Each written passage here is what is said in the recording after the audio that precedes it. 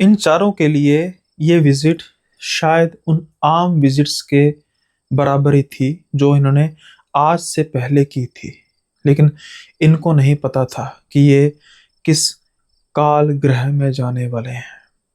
यहाँ पर इनको वो देखने को मिलने वाला था, वो महसूस होने को जा रहा था जो कभी भी इन्होंने आज तक नहीं देखा था, ना ही कभी महसूस किया था। या मानो शायद आज से पहले विजिट की गई सब जगहों का एक साथ खौफ इनको इसी जगह पे मिलने वाला था। जब ये दूसरी मंजिल से देखते हैं, इनके पास बचने का कोई रास्ता है नहीं। सामने आ रही प्रेतों की भीड़ इनको खा जाएगी। तो ये एक डिसीजन लेते हैं। क्या ये डिसीजन इनको बचाने वाला था या फिर इनको कुएं से निकाल कर खाई में फेंकने वाला था? लेकिन आखिर ये चार लोग हैं कौन? किस जगह पर गए जहां एक नहीं बल्कि पूरे 48 प्रेतों से इनका सामना होने वाला था? और क्या वो प्रेत इनको बख्शेंगे? क्या प्रेत इनके शिकार के भूखे हैं या फिर प्रेत इनकी जान नहीं बल्कि इनसे कुछ और चाहते हैं? पूरा सुनने को देखने को मिलेगा किस्सा आपको अगले पड़ाव में। लेकिन उससे पहले नए हैं चैनल पर तो सब्सक्राइब करना मत भूलिएगा, लाइक शेयर हाइप जरूर कर दीजिएगा और किस्सा सुनने के बाद अपने विचार जरूर रखिएगा कि कैसा लगा आपको किस्सा। देहरादून की हसीन वादियाँ जितनी खूबसूरत हैं उसमें कुछ ऐसे राज भी दफन हैं। ऐसे ही राजों को या ऐसे ही राजों का पर्दाफाश करने के लिए दो जोड़े शादीशुदा आते हैं देहरादून। हालांकि जब ये देहरादून आते हैं तो इनको इतना मालूम नहीं था ऐसी जगहों का जो आमतौर पर लोगों में सुनने को मिलती थी। ये सभी उन जगहों पर जाते हैं। अब ये जोड़ा यानी दो जोड़े कौन थे? एक था मानव और नेहा, दूसरा था सिद्धार्थ और आरती। ये शादीशुदा थे, कॉलेज में साथ पढ़े, प्रेम हुआ, शादी हुई। दोनों सिद्धार्थ और मानव काफ़ी अच्छे दोस्त, वही आरती और नेहा भी काफ़ी अच्छे दोस्त। अब ये जब भी समय मिलता ये ज़्यादा हॉरर लोकेशंस को विजिट करते थे। इनकी फैंटेसी थी, इनको अच्छा लगता था। जब ये देहरादून आए तो देहरादून में इन्होंने कई ऐसी जगहों के बारे में सुन रखा था कि जो कहने को तो हॉरर थी, लेकिन जब ये वहाँ पर घूमने गए तो इनको कुछ ज़्यादा हॉरर जैसा कुछ वहाँ पर मिला नहीं। लेकिन सर्च करते करते इनको एक स्कूल के बारे में पता लगता। एक ऐसा स्कूल जो पहाड़ी पर स्थित है, बहुत बड़ी पहाड़ी नहीं लेकिन पहाड़ी पर स्थित है, ऊंचाई पर स्थित है। ये स्कूल 1960 में ही बंद हो गया था। क्या कारण था किसी को कुछ ज़्यादा नहीं पता, लेकिन हाँ कहते हैं कि कुछ बच्चे गायब हुए थे और उसके बाद प्रिंसिपल भी वहाँ का गायब हो गया, जिसके बाद ये स्कूल हमेशा के लिए बंद हो गया। लेकिन कारण क्या था, कहाँ बच्चे वो गए, आज तक किसी बच्चे और उस प्रिंसिपल का नामो निशान तक नहीं मिला। कहते हैं कि प्रिंसिपल कोई शायद ह्यूमन ट्रैफिकिंग में इन्वॉल्व था। वो इन बच्चों को अगवा करके किसी तरीके से ले गया और उसके बाद उनका कभी नामो निशान मिला। जितनी मौत उतनी बातें, जितना जो एंगल क्राइम का था उतना ही एंगल हॉरर का भी था। कहा जाता है कि प्रिंसिपल श्रापित हो चुका था, ये स्कूल श्रापित हो चुका था। प्रिंसिपल ने उन बच्चों की बलि दे दी। लेकिन अगर बलि दी तो प्रिंसिपल का कोई नामो निशान तो मिलता। प्रिंसिपल भी ठीक वैसे ही गायब हो गया जैसे रातों रात बच्चे। कुल मिलाकर अगर सबका वर्जन देखा जाए तो कहीं ना कहीं दोष प्रिंसिपल पर ही आता था। ये स्कूल बंद क्यों हुआ, माँ बाप के क्रोश की वजह से, लीगल पचेड़ों की वजह से, ये तो नहीं मालूम। लेकिन हाँ, आज ये स्कूल TMJ स्कूल खंडर बन चुका है। और ऐसी ही जगहें इन चारों को काफ़ी अट्रैक्ट करती हैं। अब ये होटल में जाते हैं, चेक इन करते हैं नए होटल में, क्योंकि इनको जिस होटल में रह रहे थे वहाँ पर कुछ ज़्यादा अच्छा महसूस हो नहीं रहा था। तो ये सोचते हैं कि कुछ बड़ा होटल लिया जाए। जब उस होटल में जाते हैं और रात के समय में जब ये निकलने लगते हैं तो ये बड़े चाव से वहाँ के जो मैनेजर हैं उससे बात करते हैं कि हम उस पहाड़ी पर स्थित TMJ स्कूल जाने लगे हैं। जैसे ही वो मैनेजर TMJ स्कूल का नाम सुनता है तो वो एक बार सन रह जाता है और वो कहता है कि आप इस समय जा रहे हैं? हाँ तो इस समय क्या, नहीं, नहीं, आपको स्कूल के बारे में ज़्यादा कुछ पता नहीं है। अगर आप वैसे उस स्कूल को देखना चाहते हैं तो दिन के समय में कभी भी जा सकते हैं। रात के समय में मत जाइए। क्यों? क्या हुआ? अ, भूत है क्या? नहीं, भूत तो नहीं, 2 कारण हैं। एक तो शायद आपको स्कूल की हिस्ट्री पता होगी। हाँ, हाँ, हमें पता है 47 बच्चे और एक प्रिंसिपल रातों-रात गायब होते हैं। हाँ, हाँ। अरे 1960 की बात है। लेकिन क्या? नहीं, मेरे कहने का मतलब है कि वो पहाड़ी पर है ना, तो अब तो वहाँ पर पहले कहने का मतलब जैसे स्कूल था तो रास्ते वगैरह बने थे, अब तो वहाँ पर सीधा गाड़ी भी नहीं जा सकती। आपको गाड़ी भी 500-600 मीटर पीछे खड़ी करनी पड़ेगी और उसके बाद झाड़ियों से निकल कर जाना पड़ेगा और रात का समय है, कोई साँप, नेवला, कोई और जानवर वगैरह। अरे कोई बात नहीं, हमारे पास सारे इंतज़ाम हैं, आप चिंता मत कीजिए। देखिए सर, बीइंग अ लोकल मैं आपको यही रिकमेंड करूँगा कि आप मत जाइए, इस समय तो कम से कम मत जाइए। ख़ैर, ये कहते हैं अच्छा, अरे यार! सारा मूड ख़राब कर दिया मैंने साहब अपने। अब हम क्या करें? ऐसा करते हैं, घूमने-फिरने तो जा सकते हैं, उसके लिए आपसे इजाज़त लेनी पड़ेगी। अरे नहीं सर, आप तो बुरा ही मान गए मेरी बात का। मैं तो सिर्फ़ ये कहना चाहता था कि आप हमारे गेस्ट हैं और आपकी चिंता करना हमारा फ़र्ज़ है और ऐसी जगह से जाने पर भी आपको रोकने की गुज़ारिश करना जहाँ पर हमें पता है खतरा हो सकता है। बाकी घूमिए-फिरिए, बहुत अच्छी जगह है देहरादून, तो आप जाइए। Thank you so much sir. ये कह के सिद्धार्थ कहता है, ठीक है, हम देखते हैं, कोशिश करते हैं, आस-पास घूमते हैं और हो सकता है कि हरिद्वार जाने का दिल करे तो घूम फिर के आएँगे, हो सकता है हम लेट हो जाएँ। ये कहने के बाद सिद्धार्थ, नेहा, आरती और मानव चारों अपनी गाड़ी की तरफ चल पड़ते हैं और गाड़ी में बैठने के बाद हँसने लग पड़ते हैं। मानव कहता है, "अरे सिद्धार्थ भाई, क्या एक्टिंग करता है तू? मैनेजर को तो अभी भी यही लग रहा होगा कि हम घूमने-फिरने जा रहे हैं, हम हरिद्वार तक जाएँगे, उसको नहीं पता कि हम कहाँ जा रहे हैं। हम तो वहीं जाएँगे, जहाँ के बारे में हमें हमने निर्धारित किया हुआ है अपना स्केड्यूल।" ये बात कहकर चारों हँसने लग पड़ते हैं, लेकिन एक कहावत है, विनाश काले विपरीत बुद्धि, वो भी चारों की। अभी अपनी गाड़ी उस ओर डाल लेते हैं जिस ओर वो श्रापित स्कूल का रास्ता था। जैसा मैनेजर ने कहा था, बिल्कुल कुछ समय पहले वहाँ पर जो रास्ता है वो ख़त्म हो जाता है और बाकी का जो 400-500 मीटर का रास्ता है, वो हमें यानी कि इन चारों को पैदल ही करना पड़ना था। जैसे-जैसे ये उस रास्ते पर स्कूल की तरफ बढ़ते जा रहे थे, वो स्कूल की 2 मंजिला बिल्डिंग इनको नज़र आ रही थी। खंडरनुमा बिल्डिंग। कभी लाल रंग का स्कूल आज काला पड़ चुका था। उसका दरवाज़ा देखने में ही काफ़ी भयानक लग रहा था। बच्चों के वीरान हुए झूले काफ़ी ज़्यादा खौफनाक लग रहे थे। हवा नहीं चल रही थी, लेकिन फिर भी कुछ झूले हिल रहे थे। शायद कुछ समय पहले ही वहाँ पर उन गाय बच्चों की आत्मा कुछ समय के लिए आनंदित हो रही थी, या फिर वो प्रिंसिपल कुछ मुआयना कर रहा होगा। यही बातें करते हुए ये चारों जा रहे थे और हंस रहे थे।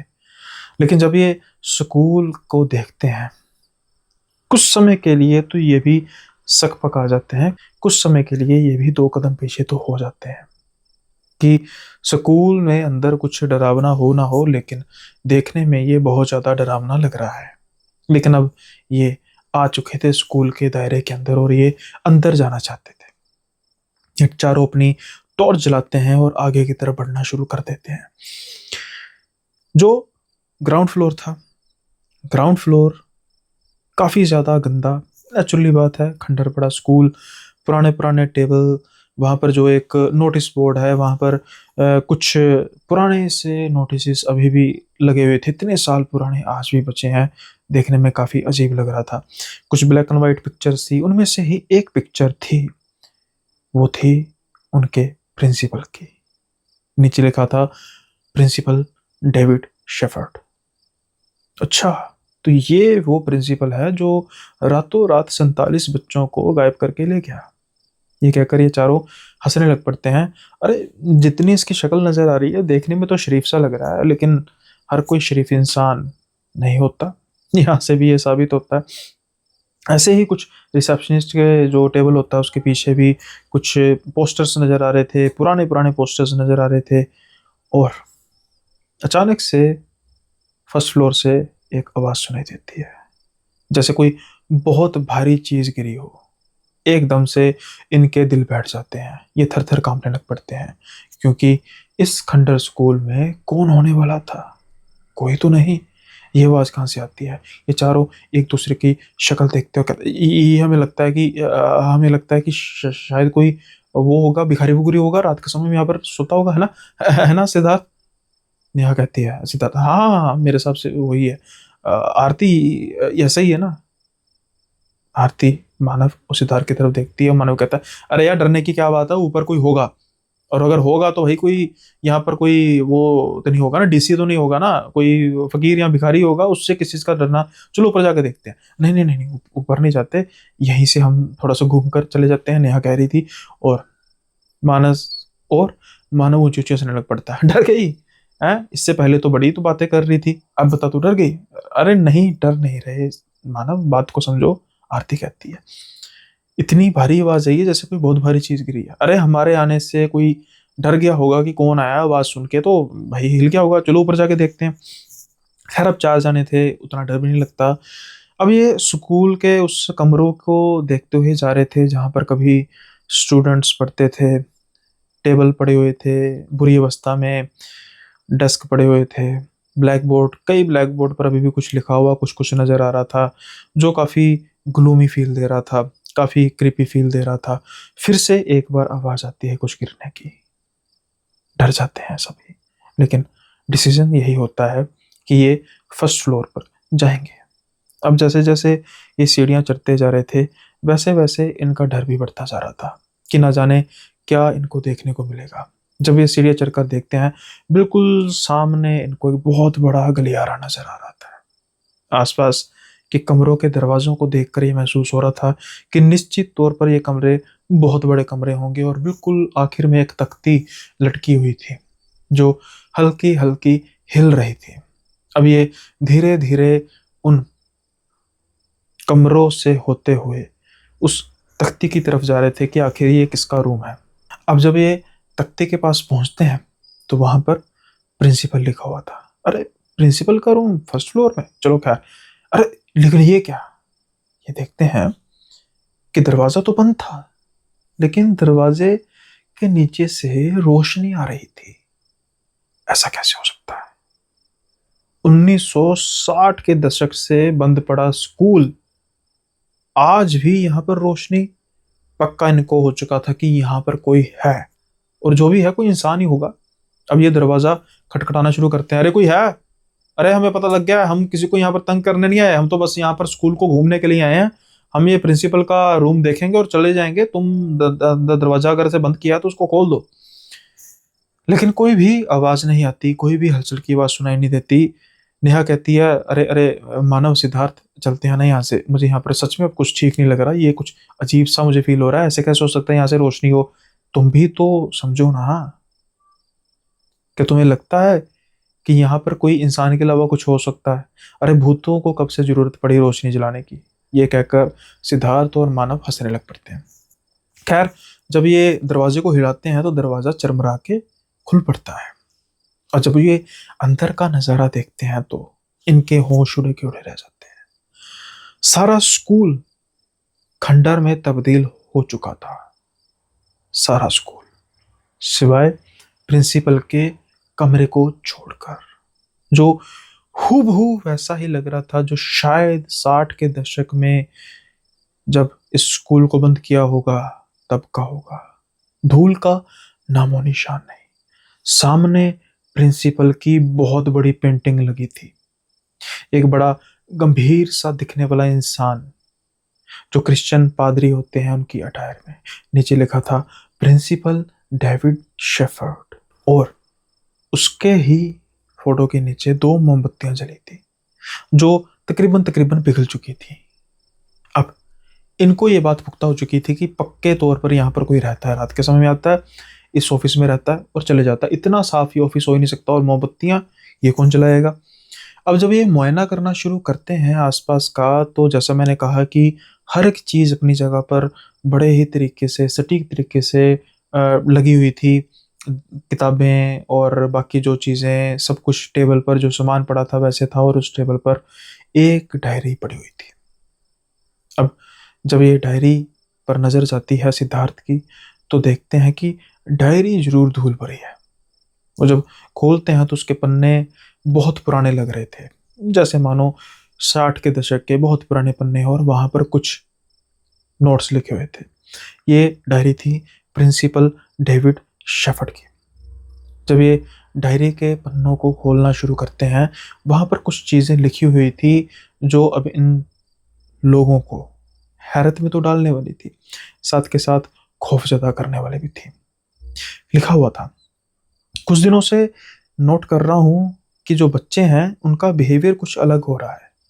दिन ब दिन इन बच्चों की तादाद बढ़ती जा रही है। ये बच्चे पलक नहीं झपकाते। ये बच्चों की आंखों के आसपास कालक्षी छाने लग पड़ी है। मुझे लगता है कि शैतान ने इन पर कब्जा कर लिया है। लेकिन अब ये बात मैं करूं तो करूं किससे? पादरी जी से बात करता हूं, लेकिन मुझे लगता है कि ये पादरी के बस का खेल है नहीं, क्योंकि जहां तक मेरा ख्याल है वो शैतान इन सब पर कब्जा करना चाहता है। ऐसे ही धीरे धीरे कुछ नोट इनको मिलते जा रहे थे। नहीं नहीं, मुझे लगता है कि मुझे अब कुछ करना पड़ेगा। ये सिलसिला अब बढ़ता ही जा रहा है। पहले ये बच्चे 5-6 थे, लेकिन अब बच्चों की तादाद तकरीबन 16-17 हो चुकी है। फिर आगे ही कुछ नोट था। अब मैं बच्चों में कुछ अजीब से तरीके की शक्तियों का भी महसूस कर पा रहा हूँ। ये बच्चे जब टीचर को देखते हैं तो टीचर के सर में दर्द होने लग पड़ता है। कुछ दूसरे बच्चों को नुकसान पहुंचाने की कोशिश करते हैं। मैंने मेस के रिकॉर्ड में भी देखा है। मेस के रिकॉर्ड में इन बच्चों के खाने की कोई एंट्री है ही नहीं। और ये बच्चे बड़े हैरानीजनक तौर पर बिल्कुल 100/100 नंबर लेकर आ रहे हैं। जब इनकी पिछली परफॉर्मेंस देखी गई तो तब इनके 70% थे, 80% थे। कुछ ऐसी शक्ति है जो इन बच्चों को कंट्रोल कर रही है। और अगर वो शक्ति अच्छी होती तो कोई बात नहीं थी, लेकिन वो शक्ति बुरी शक्ति है। आज मैंने गौर किया, इन बच्चों की तादाद 40 के करीब हो चुकी है। जब मैंने इन बच्चों से बात करने की कोशिश की, ये बच्चे सही तरीके से जवाब नहीं दे रहे थे और ये ऐसे बिहेव कर रहे थे कि ये बच्चे नहीं, कोई बहुत बड़े इंसान है। कई बच्चों की बात करते हुए तो मैंने आवाज़ में थोड़ा सा महसूस किया कि इनकी आवाज़ भी बदली बदली सी है। क्या करूं? किससे बात करूं? कई और लोगों से भी बात की। कुछ मैंने हिंदू तांत्रिकों से भी बात की, कुछ मैंने मौलवियों से भी बात की। उनका कहना है कि इस स्कूल पर साया है। साया है किसी प्रेत का, किसी जिन का, किसी शैतान का। लेकिन मैं अब करूं तो करूं क्या? किससे मिलूं? उन्होंने भी हाथ खड़े कर दिए। अब इस डायरी के आखिरी पन्नों की तरफ ये जा रहे थे। आज इन बच्चों की तादाद 47 हो चुकी है। कल मैंने काफी बच्चों को एक ही जगह पर इकट्ठे होते देखा। वार्डन घबरा चुकी थी। वो कह रही थी कि मैं आज के बाद इस हॉस्टल में नहीं रुकूंगी। इस हॉस्टल के कुछ बच्चे हैं जो बड़ा अजीब सा बिहेव करते हैं। उनके साथ शेयरिंग के रहने वाले बच्चे भी डर चुके हैं। वो कहते हैं हम इन बच्चों के साथ नहीं रहेंगे।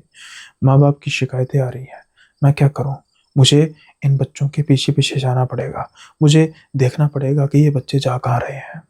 उसके बाद सब बंद। डायरी खत्म हो चुकी थी। ये तारीख थी 28 अक्टूबर 1960 और जो इस स्कूल के बंद होने की सूचना थी वो तकरीबन नवंबर के आसपास थी। 5-6 नवंबर को स्कूल बंद हो चुका था। उसके बाद इस स्कूल में क्या हुआ किसी को कुछ नहीं पता। प्रिंसिपल कहाँ चला गया, वो 47 बच्चे कहाँ चले गए, किसी को कुछ नहीं पता। सिर्फ और सिर्फ राज रह गए थे। लेकिन कुछ समय पहले जो इस स्कूल में बड़ी शांति सी थी, इन चारों की आवाज आ रही थी। और वहां पर ऐसा महसूस हो रहा था कि कुछ बच्चे हैं जिन बच्चों के रोने की आवाज आ रही है और एक आवाज आ रही है, help me, help us, help me, help us. ये जल्दी से बाहर की तरफ निकलते हैं क्योंकि वो मोमबत्ती अब बुझ चुकी थी। वो सारे का सारा रूम अंधकार में जा चुका था। ये टॉर्च जलाते हैं। अब जैसे ही ये कॉरिडोर से 3-4 कमरे आगे जाते हैं, उन पिछले 3-4 कमरों में से इनको कुछ बच्चों की आकृतियां दिखाई देती हैं। सफेद चेहरे, काली आंखें, बिल्कुल गंभीर से चेहरे, स्कूल की यूनिफॉर्म और उसके पीछे एक बहुत बड़ी परछाई नजर आ रही थी। वो परछाई देखते देखते क्लियर हो रही थी। एक बिल्कुल पादरी के गाउन में एक सफेद चेहरे वाला व्यक्ति, जिसकी हाइट काफी ज्यादा थी और वो एक बात दोहरा रहा था, help me, help us, help me, help us. धीरे धीरे वो पढ़ते जा रहे थे। ये डर के मारे सूख चुके थे। इनको समझ नहीं लग रहा था कि जो प्रेत इनके आगे की तरफ आ रहे हैं वो क्या इन्हें कुछ नुकसान पहुंचाएंगे। मदद हम क्या कर सकते हैं? कुछ नहीं कर सकते। उनकी शक्लें देखकर ही इतने डर चुके थे कि ये पीछे भागते भागते अब उस मुहाने पर आ चुके थे जहां पर एक छोटी सी खाई थी, क्योंकि ये दूसरी मंजिल पर थे और वहां से कूदना सीधे तौर पर इनकी मौत को दावत दे सकता था। वहीं दूसरी ओर जैसे जैसे वो 47 बच्चे और वो प्रिंसिपल पास आते जा रहे थे, उनके चेहरे भी डरावने होते जा रहे थे, जो इस बात का सूचक था कि इनको इनके स्कूल में आना पसंद नहीं आया। अब ये नीचे तो किसी हालत में जा नहीं सकते थे। फिर ये जंप लगा देते हैं चारों जने। गनीमत है जहां पर इन्होंने जंप लगाई वहां पर झाड़ियां बहुत ज्यादा थी और अब इनको ऊपर से स्कूल की उस बालकोनी से वो सभी नजर आ रहे थे। स्कूल में अब रोशनी नजर आ रही थी। ऊंची ऊंची आवाज आ रही थी प्रिंसिपल की, help me, help us, help me, help us. अब ये किसी तरीके से लड़खड़ाते हुए स्कूल से बाहर निकलते हैं। बाहर निकलते हुए जब ये स्कूल की तरफ देखते हैं तो इनको स्कूल बेहद खौफनाक और कुछ रोशनियां नजर आ रही थी। आज इनका उस डर से सामना हो चुका था जिसके बारे में कभी इन्होंने सोचा तक नहीं था। शायद ये उन चीजों को मजाक में लेते थे, शायद ये सब कुछ लाइटली लेते थे, लेकिन आज इनका एक साथ 48 प्रेतों से सामना हुआ था। ऐसे लोगों के प्रेत जो 60 के दशक में गायब हो चुके थे और शायद तब के बाद आज इनको नजर आए। जैसे तैसे करके ये होटल में पहुंचते हैं। चोटें इनको लग चुकी थी।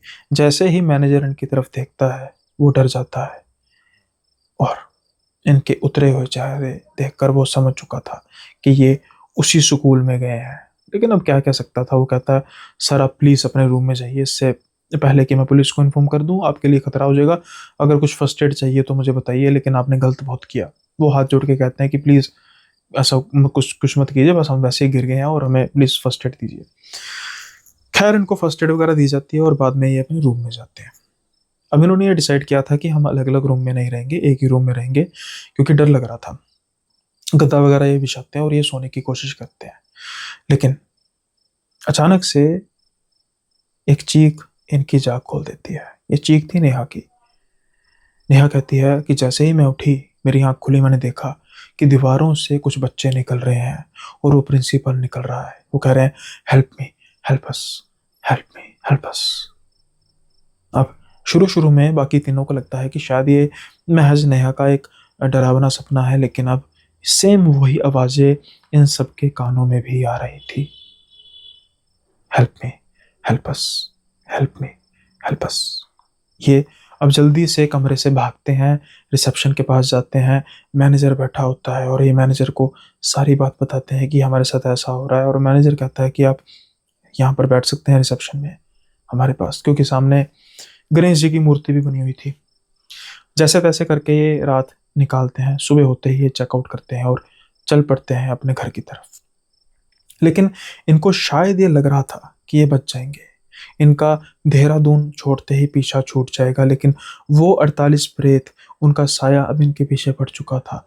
शायद उनको उम्मीद की किरण इनमें से नजर आ रही थी, शायद इसलिए ये जितनी जल्दी हो सकता है देहरादून को छोड़कर चले जाते हैं। और जब ये अपने घर पहुंचते हैं तो चैन की सांस लेते हैं। लेकिन यहाँ पर भी शायद इनको चैन की सांस मिलने नहीं वाली थी, क्योंकि अब ये रोज का सिलसिला होने वाला था। रोज इनको अब ऐसी ही आवाजें सुनाई देती थी, हेल्प मी, हेल्प अस।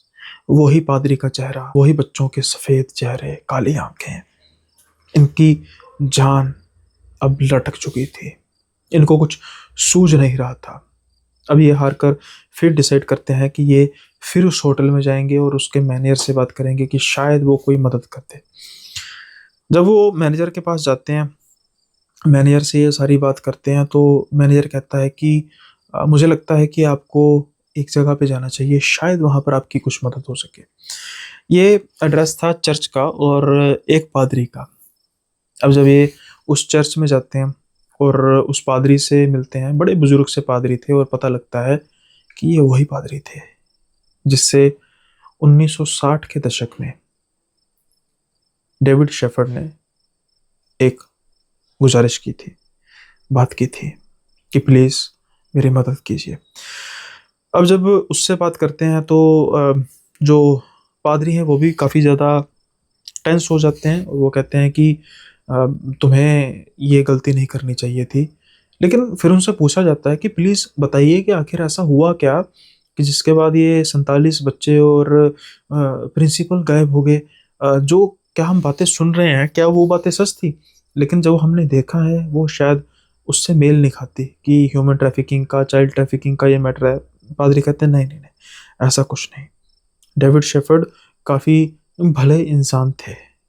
वो तो बच्चों का बहुत ख्याल रखते थे, अपने बच्चों से भी ज़्यादा प्यार करते थे। इसीलिए तो उनको तकलीफ थी कि आखिर इन बच्चों के साथ हो क्या रहा है। ये भी तो जानना चाहते थे। उन्होंने कहा हम भी जानना चाहते हैं कि आखिर उन बच्चों और उस प्रिंसिपल के साथ हुआ क्या। और फिर सिलसिलेवार तौर पर सब कुछ बताते हैं ये पादरी। पादरी कहते हैं देखो, तब मेरी उम्र कुछ 20-21 बरस के आसपास थी। मैं युवा तो था, लेकिन मुझ में इतनी शक्तियाँ नहीं थी, मुझ में इतनी पावर नहीं थी कि मैं उस शैतान का सामना कर सकूँ। शैतान? किस शैतान की बात कर रहे हैं? वही शैतान जो उस स्कूल के तहखाने में दफन था। तहखाना? कौन सा तहखाना? वही तहखाना तो है सारी समस्याओं की जड़। अगर वो तहखाना ना खुलता तो कभी भी ये दौर ना आता, कभी भी ये सब कुछ ना देखना पड़ता। लेकिन आखिर उस तहखाने का राज क्या है? उस तहखाने का राज एक शैतान, एक खूंखार शैतान है जिसको अनजाने में जगा दिया गया दोबारा। आप क्या हमें तसल्ली से बताएंगे कि आखिर ये शैतान कौन है, क्या है इस तहखाने का राज? तो फिर वो पादरी बताना शुरू करते हैं कि बात 1910 के आसपास की है। कहते हैं कि एक बहुत बड़ा तांत्रिक था। उस तांत्रिक ने एक शैतान को सिद्ध करना था। इसी जंगल की पहाड़ी पर उसने इस शैतान को सिद्ध करना शुरू किया। सिद्ध कर लिया, उससे अपने काम कराए। लेकिन उसके बाद वो शैतान उस तांत्रिक को तंग करने लग पड़ा, और तांत्रिक वो बहुत शक्तिशाली था। इसलिए वो तांत्रिक इतनी शक्ति तो रखता था कि उस शैतान को बांध सकता था, लेकिन बहुत समय के लिए नहीं। अब उस तांत्रिक ने अपनी जो भी शक्ति लगाकर एक तहखाना बनाया, और उस तहखाने के अंदर शैतान को बंद कर दिया। खुद वो तांत्रिक इस जगह से जितनी दूर हो सका जा चला गया, क्योंकि वो अगर इस जगह के आसपास रहता तो उस तांत्रिक की शक्तियों से ही शैतान उस तहखाने से बाहर जा सकता था। अब वो तहखाने में शैतान दफन हो गया। धीरे धीरे समय बीतता गया। 1940 आया। 1940 में अंग्रेजों ने यहाँ पर स्कूल बनाने की सोची। तब तक ये तहखाना जमीन के कुछ 6-7 फीट नीचे तक जा चुका था। लैंडस्लाइड हुई, सब कुछ हुआ जो भी होता है। अब जब इस जगह पर स्पाट करके स्कूल बना, सब कुछ ठीक चल रहा था। लेकिन फिर कुछ 20 वर्षों बाद स्कूल के एक हिस्से की मरम्मत होनी थी। यहाँ पर मशीन मंगाई गई। जब जेसीबी ने इस जगह पर जो गड्ढा करना शुरू किया, और गलती से उस तहखाने का दरवाज़ा खुला। जैसे ही उस तहखाने का दरवाज़ा खुला, अचानक से स्कूल में जैसे मानो धमाके जैसी आवाज़ आई। सब हिल गए। सबको लगा कि शायद कुछ चीज़ का विस्फोट हुआ है, कुछ हो सकता है पुराना बम पड़ा हो, लेकिन ऐसा कुछ नहीं था। खुला था बस तहखाने का दरवाज़ा। जब तहखाने के अंदर जाया गया, वहाँ पर कपाल मिले इंसानों के, जानवरों की हड्डियाँ मिली, खून से सनी हुई दीवारें थी। प्रिंसिपल को ये जानने में देरी ना लगी कि यहाँ पर कुछ खूंखार खौफनाक होता होगा। उन्होंने जल्दी से इस तहखाने को फिर से ढकवा दिया, लेकिन एक छोटी सी गलती की, इस पर दोबारा मिट्टी नहीं डलवाई। अब उसके बाद फिर प्रिंसिपल ने जो नोट करना शुरू किया कि धीरे धीरे कुछ बच्चों पर असर होने लग पड़ा था। बच्चों की आंखें काली होने लग पड़ी थी, उनके बिहेवियर में चेंज आने लग पड़ा था, उनकी शक्तियां बढ़ती जा रही थी, असीमित होती जा रही थी। अपनी आंखों को देखकर ही, अपनी आंखों से देखकर ही वो किसी के शरीर पर असर डालते थे। उनका सर दर्द होने लग पड़ता था, अग्रेसिव हो चुके थे, बच्चों को मारते पीटते थे। और मैस में कुछ नहीं खाते थे। कई बार उनको पकड़ा गया था आसपास के छोटे जानवरों को खाते हुए। कुछ बच्चों को दोबारा घर भिजवा दिया गया, लेकिन घर से तो ज़्यादा समस्या आने लग पड़ी। वो बच्चे बच्चे नहीं जानवर बन चुके थे, बहुत परेशान थे। धीरे धीरे उन बच्चों की तादाद बढ़ती गई। एक बार जब बिल्कुल हतोत्साहित होकर प्रिंसिपल मेरे पास आए और उन्होंने कहा कि बच्चों की संख्या धीरे धीरे बढ़कर 47 के आसपास हो चुकी है। मुझे समय नहीं लग रहा, किसी ना किसी दिन ये शैतान इस स्कूल के सारे बच्चों को ले जाएगा। मुझे क्या करना चाहिए? मैंने उनको कहा था, उससे पहले मैंने कोशिश की थी, लेकिन वो सच में शैतान इतना ज़्यादा खतरनाक था कि मेरी शिक्षा, मेरी तालीम उनके काम नहीं आ सकती थी शैतान से लड़ने के। मैंने प्रिंसिपल को यही कहा था कि आपको एक ठोस कदम उठाना होगा और उस कदम के तहत फौरी तौर पर स्कूल को बंद कर दो, और जो ये 47 बच्चे हैं उनके माँ बाप से सीधी बात कर लो कि कुछ दिक्कत है। आप अपने अपने धर्म के हिसाब से, अपने धार्मिक जो इंसान हैं उनके साथ बात कीजिए और इनका इलाज कराइए, और बाकी दूसरे स्कूल में शिफ्ट कर दीजिए। इस स्कूल को खाली करना पड़ेगा, नहीं तो वो शैतान सबको ले लेगा। लेकिन ना जाने उस रात को क्या हुआ। वो प्रिंसिपल और वो बच्चे हमेशा हमेशा के लिए गायब हो गए। उसके बाद मैं उस तहखाने में गया। मैंने उस तहखाने में बहुत कुछ फील किया, बहुत भारीपन फील किया, बहुत दुख फील किया, और मुझे ये महसूस हुआ कि शायद उन सब का शिकार उस शैतान ने कर लिया है, और तुम्हें उनके प्रेत नजर आए हैं तो जाहिरी तौर पर। लेकिन मेरी इन बातों को ना पुलिस मानने वाली थी, ना ही कोई अथॉरिटी मानने वाली थी, इसलिए मैंने सिर्फ यही कहा था कि इस स्कूल को जितनी जल्दी हो सकता है बंद कर दीजिए। वो गड्ढा खुले का खुला ही रहा, क्योंकि जब भी उस गड्ढे पर मिट्टी भरने की कोशिश की जाती, ना जाने कहाँ से धमाके की आवाज़ आती और वो गड्ढा फिर से खुल जाता। यही बेहतरी थी कि उस गड्ढे को ऐसे ही रहना दिया जाए और उस स्कूल को वीरान बना दिया जाए। फिर वो स्कूल बंद हो गया हमेशा के लिए। मुझे नहीं पता कि वो बच्चों और उस प्रिंसिपल के साथ क्या हुआ, लेकिन खुशी इस बात की है कि बाकी बच्चे बच गए, बाकी टीचर्स बच गए, लेकिन उन 48 बच्चों की और प्रिंसिपल की कुर्बानी हो गई। जब ये बात सुनते हैं तो उसके बाद सारे स्तब्ध रह जाते हैं कि भाई ये पादरी से दरख्वास्त करते हैं कि फादर आप हमारे साथ चलिए और हमें कम से कम इस चीज़ से बचाइए, क्योंकि वो सब प्रेत हमें एक ही बात कहते हैं, help me help us, help me help us. पादरी कहते हैं कि शायद कुछ ना कुछ तो तय खाने में अभी भी ऐसा कुछ होगा जिससे उनकी आत्माओं को शांति मिल सकती है।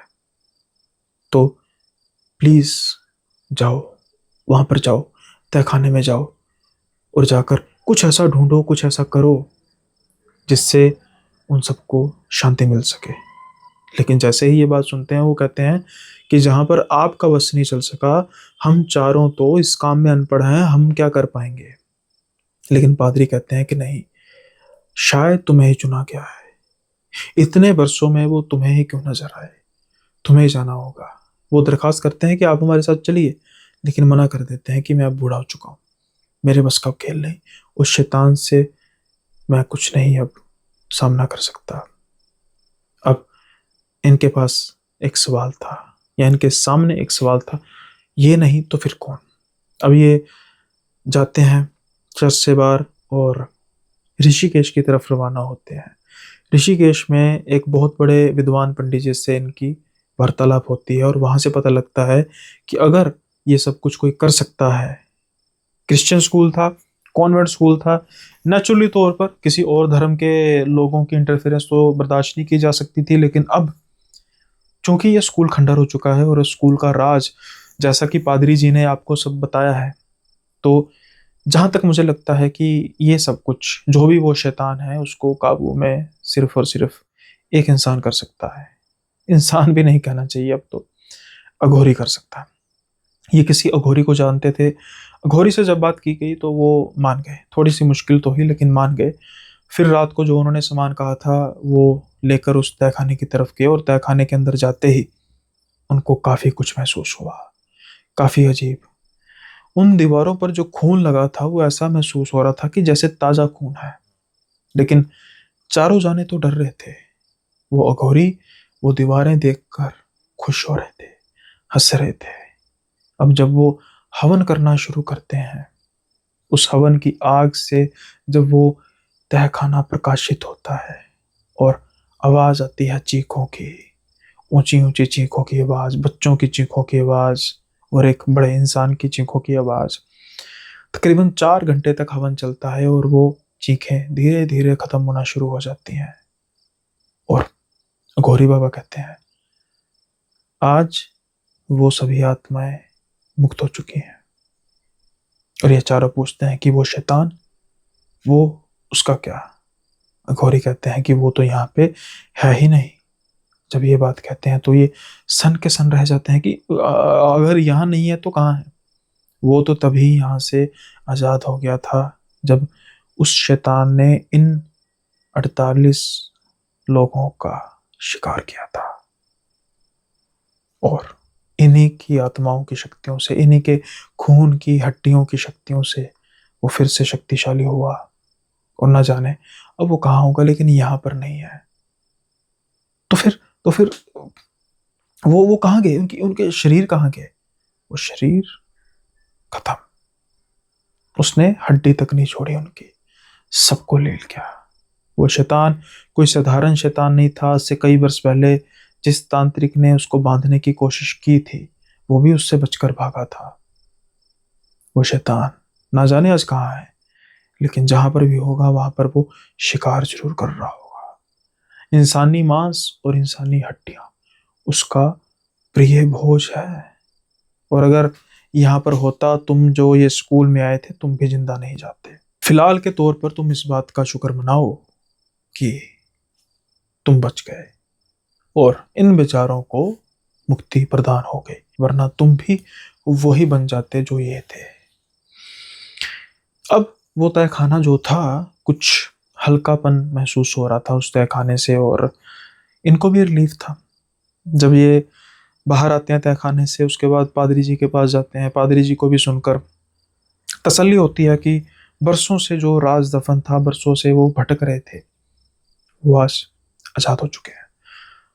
उसके बाद कभी भी इन चारों को कुछ ऐसा महसूस नहीं हुआ कि दीवारों से कुछ बच्चों की आत्माएं निकल रही हैं और इनको परेशान कर रही हैं, और वो पादरी इनको परेशान कर रहा है, क्योंकि वो अब मुक्त हो चुके थे। लेकिन वो शैतान आज भी है, आज भी वो इंसानी हड्डियों और मांस का शिकार करता है।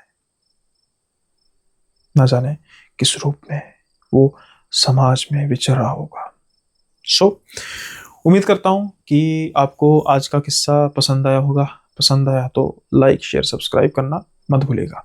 इससे पहले कि हम अब अगले किस्से की ओर बढ़ें, तो कमेंट ऑफ द डे पढ़ लेते हैं। तो कमेंट ऑफ द डे है ये सुनील @सुनील1249, मतलब मैंने नहीं लिखा अपने आप को, ये भी सुनील भाई है।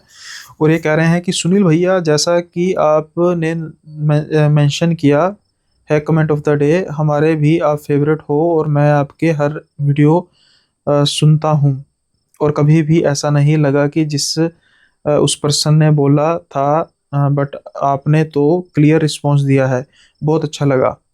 एंड सॉरी भैया जी, मैं लाइब्रेरी से वीडियो डाउनलोड करके रूम पे सुनता हूँ, इसलिए हर वीडियो पे कमेंट नहीं कर कर पाते हैं। बट भैया जी, आपका तो जो स्टोरी टेलिंग का तरीका है बहुत बढ़िया है sir. We always with you bro and love you bro. आपका एपिसोड सुन के सारे दिन की स्ट्रेस रिलीफ से रिलीफ मिल जाता है। हो सके तो मेरा भी comment of the day sir हो सर, इतने तो उम्मीद कर ही सकते हैं अपने बड़े भाई से। बिल्कुल भाई, क्यों उम्मीद नहीं कर सकते। और कमेंट ऑफ द डे आपका ऐसा नहीं है कि आपने कहा है तो मैंने कमेंट ऑफ द डे किया है। द रीज़न कि आपने जो ये लिखा है कि मेरा एपिसोड सुन के सारे दिन का स्ट्रेस रिलीफ हो जाता है, ये मेरे लिए बहुत बड़ी बात है कि चलो किसी न किसी ज़िंदगी में एक पॉजिटिव चेंज आ रहा है मेरे कंटेंट की वजह से। दैट्स वाई देखिए, मुझे नहीं पता कि एक इंसान, मैं अपनी बढ़ाई नहीं कर रहा, लेकिन मुझे नहीं पता कि एक इंसान बिना किसी टीम के,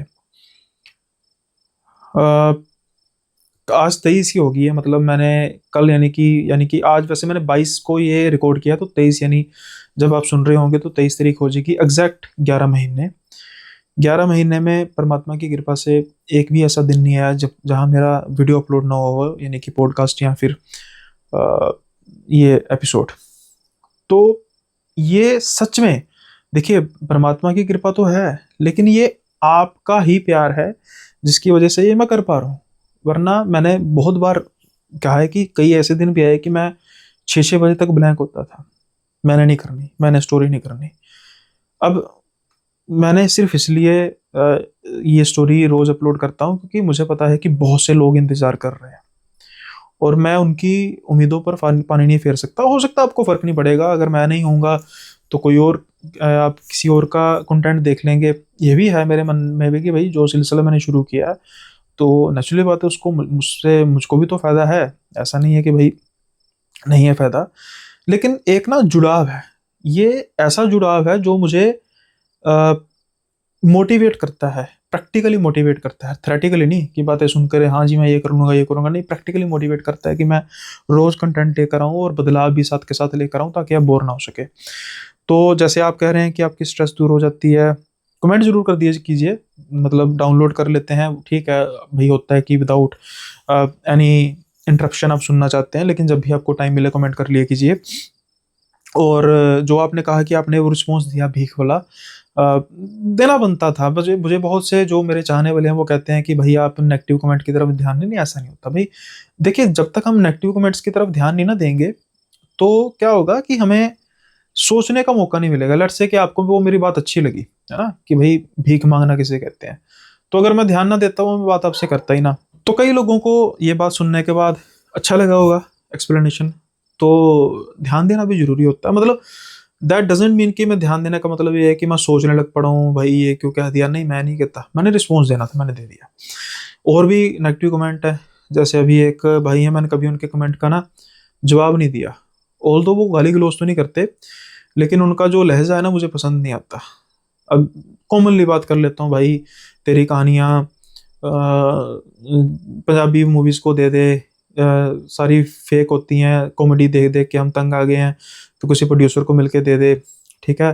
तेरा कंटेंट बोरिंग है, अरे भाई बोरिंग है तो फिर आप सुन क्यों रहे हो, आप फिर कमेंट क्यों करते हो, यानी कि आप सुनते हो तो कमेंट करते हो ना।